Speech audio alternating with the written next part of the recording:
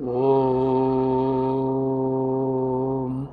హరి ఓం తత్సత్. హరి ఓం తత్సత్. హరి ఓం తత్సత్. హిందూ సత్ప్రియ బాంధవులారా, భగవద్గీత చదువులారా, మీకందరికీ నా హృదయపూర్వక నమస్కారములు. మనము నిన్నటి వరకు భగవద్గీత 15వ అధ్యాయము పురుషోత్తమ ప్రాప్తి యోగములో ఆ అధ్యాయం యొక్క అవతారిక మరియు 1వ శ్లోకము భగవంతుని యొక్క అమృతవాక్యము గురించి చెప్పుకొని ఉన్నాము. నేడు 2వ శ్లోకము భగవంతుని యొక్క అమృతవాక్యం ఏమిటంటే, అథశ్చోర్ధ్వం ప్రసృతా తస్య శాఖాః గుణప్రవృద్ధాః విషయప్రవాలాః అధశ్చ మూలాన్యనుసంతతాని కర్మానుబంధీని మనుష్యలోకే అనేది భగవంతుని యొక్క అమృతవాక్యము. ఈ భగవంతుని యొక్క అమృతవాక్యానికి తాత్పర్యం ఏమిటంటే, భగవంతుని యొక్క ఈ అమృతవాక్యానికి తాత్పర్యం ఏమిటంటే, ఈ సంసార వృక్షం అంటే ఇంతకుముందు భగవంతుడు చెప్పినటువంటి సంసార వృక్షం యొక్క శాఖోపశాఖలు క్రిందికి పైకి క్రిందికి విస్తరించి ఉన్నాయి. ఆ శాఖలు త్రిగుణాలను అనుసరించి పెరుగుతాయి. సత్వగుణము, రజోగుణము, తమోగుణము అనేటువంటి 3 గుణాలను అనుసరించి పెరుగుతూ ఉంటాయి. ఈ పెరుగుదలకు ప్రాపంచిక విషయాలే విస్తరించి చిగుళ్ళుగా బంధించే వేళ్లుగా పాతుకొని పోయి ఉంటాయి. అవి మానవ లోకములో బద్ధ జీవులను స్వార్థపర కర్మ ఫలాలతో భవరోగములో బంధిస్తాయి అనేది తాత్పర్యము. అయితే దీనికి వ్యాఖ్య ఏమిటంటే, ప్రపంచమనే వృక్షానికి అసలు ఆధారం ఏమిటి? పరమాత్మ తత్వమే అని మనము తెలుసుకున్నాము. పరమాత్మ తత్వమే అని మనము గ్రహించాలి. అయినా ప్రపంచాన్ని నిలబెట్టి విస్తరింపజేసి మోహంలో పడవేసి భవరోగములో ఉంచేవి సమిష్టి వెష్టి వాసనలే. చెట్టుకు సారాన్ని అందించేది ఏమిటి? సారాన్ని అందించే భూమిలాగా ఈ ప్రపంచమనే వృక్షానికి, భగవంతుడు చెప్పినటువంటి ఈ అశుద్ధమనే ప్రపంచమనే వృక్షానికి మానవులలోని త్రిగుణాలే జన్మ పరంపరలతో సంసారాన్ని సదా పోషిస్తుంటాయి. అదేవిధంగా ప్రపంచానికి సారాన్నిచ్చే పరమాత్మతత్వం, జ్ఞాన చైతన్యం సమిష్టి వాసనలనే వేరుల ద్వారా ప్రాణులకు, ప్రపంచానికి జ్ఞాన చైతన్యాలను అందిస్తూ ఉంటుంది. ఎలా అయితే చెట్టు వేళ్ళు భూమిలోకి 4 వైపులకు చొచ్చుకొని పోయి దృఢంగా భూమిపై చెట్టును బంధిస్తాయో, అట్లే వెష్టి వాసనలు ఈ సంసార వృక్షాన్ని అన్ని వైపుల నుండి జన్మ పరంపరలనే వేరుల ద్వారా మానవులను బంధించి ప్రపంచానికి పరిమితం చేస్తాయి.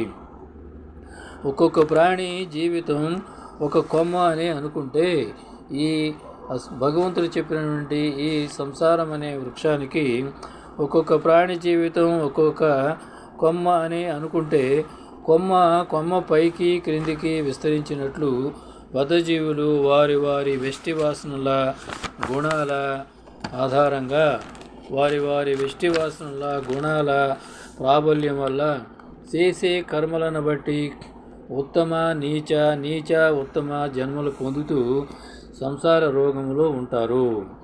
ఈ కొమ్మల యొక్క చిగుళ్ళు కణుపులే మానవుని ప్రాపంచిక విషయాకర్షణలతో, ఆశతో, ప్రేమాభిమానాలతో, అహంకారంతో జన్మ పరంపరలను పెంచుతూ ఉంటాయి.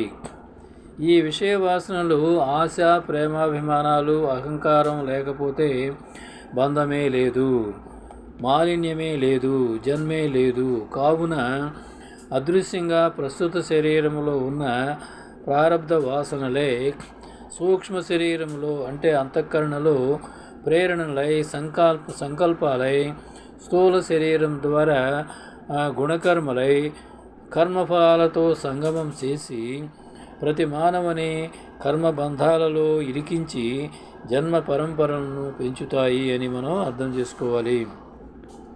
అలా విస్తరించే సంసారం అనే ఈ వృక్షాన్ని అసంగమను అసంగం అనేటువంటి ఒక శస్త్రంచే ఛేదించి తదుపరి పరమాత్మ పదమును అన్వేషించి పొందాలని క్రింది 2 శ్లోకాలలో బోధిస్తున్నాడు దేవాదిదేవుడు శ్రీకృష్ణ పరమాత్మ. అంటే 3, 4 శ్లోకాల్లో బోధిస్తున్నాడు.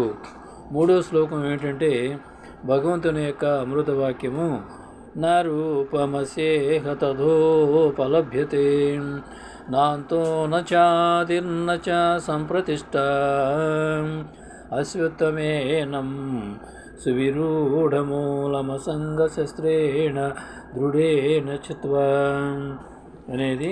దీనికి తాత్పర్యం ఏమిటంటే ఈ సంసార వృక్షం యొక్క రూపం పైన పేర్కొనబడిన చెట్టులాగా ఈ లోకములో ఎన్నడూ ఎక్కడా కనిపించదు.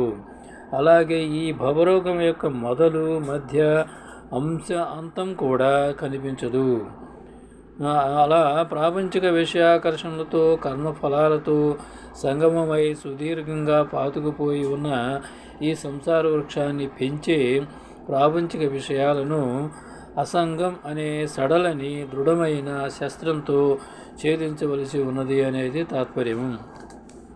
దీనికి వ్యాఖ్య ఏమిటంటే తలక్రిందులుగా ఉన్న చెట్టును ఉపమానంగా ప్రపంచం యొక్క తీరును అర్థం చేసుకోవడానికి చెప్పబడిందే తప్ప నిజంగా ఏ చెట్టు అలా ఎక్కడా ఈ ప్రపంచంలో ఏనాడు కనపడదు. అజ్ఞానం వల్ల యథార్థం గ్రహించనందువల్ల ప్రతి విషయాన్ని తలకిందులుగా అర్థం చేసుకుంటాము. దీనికి కారణం మాయ. యామా సా మాయ, లేనిది ఉన్నట్లుగా ఉన్నది లేనట్లుగా తోపించి చేస్తుంది ఈ ప్రాపంచిక మాయ.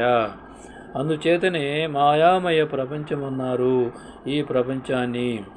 ఏది ఉన్నది, శాశ్వతంగా ఉన్నదేది, ఆ అనంత తత్వమే సదా ఉన్నది, శాశ్వతమైనది. ఆ తత్వమే ఇన్ని రూపాలుగా, ఆ పరమాత్మ తత్వమే, ఆ భగవంతుడే, ఆ విష్ణుతత్వమే ఇన్ని రూపాలుగా కనపడుతున్నది. ఈ రూపాల వైవిధ్యానికి వెనుక ఆధారంగా ఉన్న ఆ అనంత తత్వాన్ని వదిలేసి కంటికి కనిపించే పంచజ్ఞానేంద్రియాలంటే చెవి, ముక్కు, నాలుక, చర్మము, కళ్ళు, వీటిని పంచజ్ఞానేంద్రియాలు అంటారు. ఈ పంచజ్ఞానేంద్రియాలకు గోచరమయ్యే రూపాలే ప్రపంచమే శాశ్వతమైనట్లుగా భ్రాంతిలో పడి నేను నాదనే స్వార్థానికి లోనై జన్మ పరంపరలను పొందుతున్నాము. ఈ యథార్థాన్ని గ్రహించి ప్రాపంచిక విషయాల ఎడ అసంగమనే సడలని దృఢ చిత్తంతో ఈ సంసార పరంపరను నిర్మూలించాలి.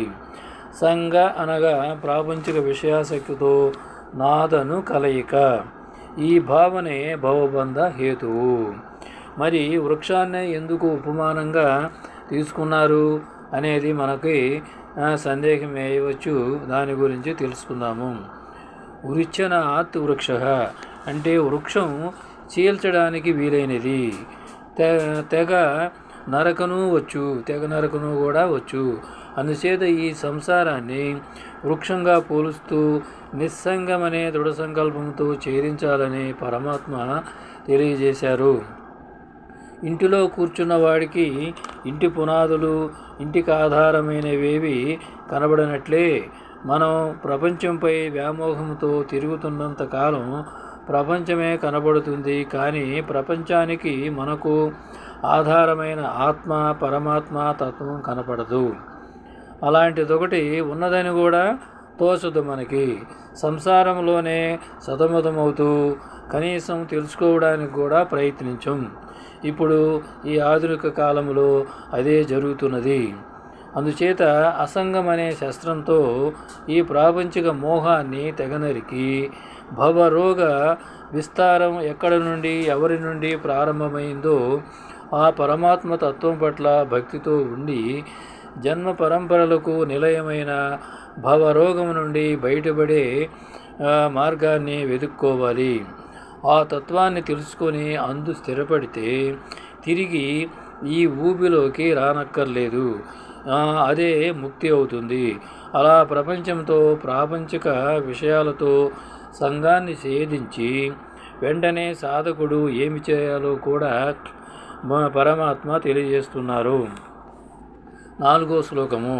తతః పదం తత్పరిమార్గితవ్యం యస్మిన్ గతా న నివర్తంతి భూయః తమేవ చాద్యం పురుషం ప్రపద్యే యతః ప్రవృత్తిః ప్రసృతా పురాణి. ఇది భగవంతుని యొక్క అమృత వాక్యము. దీనికి తాత్పర్యం ఏమిటంటే, అలా సంసార వృక్షాన్ని ఛేదించిన తదుపరి ఏ స్థాయికి ఎదిగిన వారు తిరిగి ఈ ప్రపంచంలో జన్మించరో, ఏ స్థాయిని గూర్చి బాగా తెలుసుకుని యథార్థం గ్రహించి ఎవరి సమక్షంలో సమిష్టి వాసనలకు భిన్నంగా నేను నాదనే వెష్టి వాసనల జీవభావం వచ్చినదో ఆ మొట్టమొదటిదైన నేను ఆత్మ పరమాత్మ తత్వాన్ని శరణ పొందాలి అనేది తాత్పర్యము. దీనికి దీనికి వ్యాఖ్య ఏమిటంటే, సోన్యేష్ట వ్యాహ స విజిజ్ఞాసితవ్య. అంటే ఈ మాయామయ సంసారానికి ఆది అయిన నేను అనే పరమాత్మతత్వాన్ని తెలుసుకుని అదై ఉన్నవారికి పునర్జన్మ లేదు, అప్పుడే జన్మరాహిత్యం జరుగుతుంది అని భగవంతుడు దేవాదిదేవుడు శ్రీ మహావిష్ణువు తెలియజేశారు. ఈ శ్లోకంతో మనం విరమించుకుందాము. రేపు 5వ శ్లోకం చెప్పుకుందాము. జై శ్రీరామ్, జై శ్రీకృష్ణ. హరే కృష్ణ హరే కృష్ణ కృష్ణ కృష్ణ హరే హరే, హరే రామ రామ రామ హరే హరే. శ్రీరామ జై జై రామ, శ్రీకృష్ణ జై కృష్ణ జై జై కృష్ణ. భగవద్గీత శరణం శరణం, రామపాదం శరణం శరణం, కృష్ణపాదం శరణం శరణం. భగవద్గీత అభయం అభయం, భారతదేశం శుభం శుభం. భగవద్గీత హిందూ జయం జయం. ఇట్లు భగవద్గీత హిందూ మిషన్ వెంకటరామ సేవక్. భారత మాతా కీ జై. జై హింద్.